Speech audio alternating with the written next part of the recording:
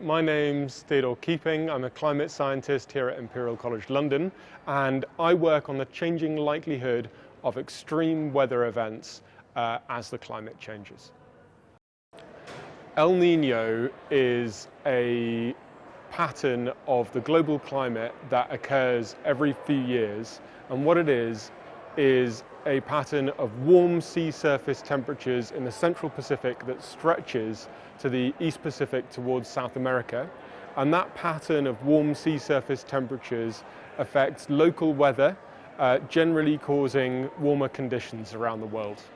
El Nino is part of a cyclic effect in the climate, which includes La Nina, which is a cooler sea surface temperature in the central and eastern Pacific, and that is associated with a cooler overall global temperature, a neutral phase, and then El Nino with these warmer temperatures over the Pacific associated with warmer global temperatures.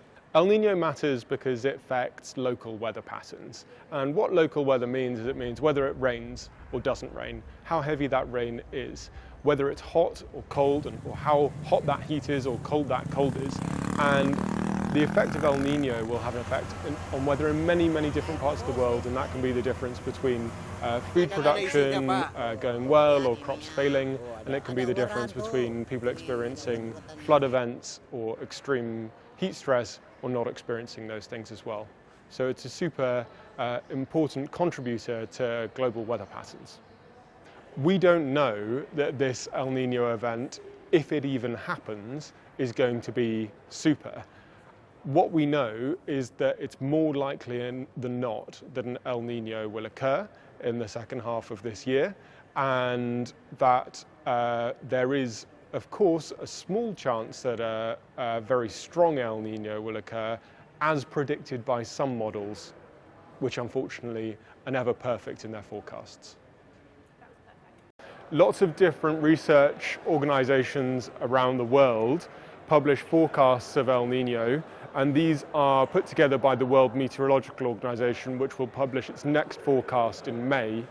The European forecast predicted a very strong El Nino event, which started this conversation, but the more recent forecast out of America has predicted more like a 90% chance of some El Nino event and only maybe a 20 or 30% chance of a very strong El Nino. The 2023-2024 El Nino event overlapped with the warmest 12-month period on record, and this year we saw many extreme weather events, high-impact extreme weather events around the world. And whilst El Nino did have a strong effect on those extreme weather events, many climate studies on these events found that the effect of climate change was much stronger. So we're seeing this situation where climate change is having this huge effect on the likelihood of certain types of extreme weather events, and then El Nino can provide sort of an additional boost to the likelihood or intensity of, say, a heat wave, drought, or extreme precipitation event.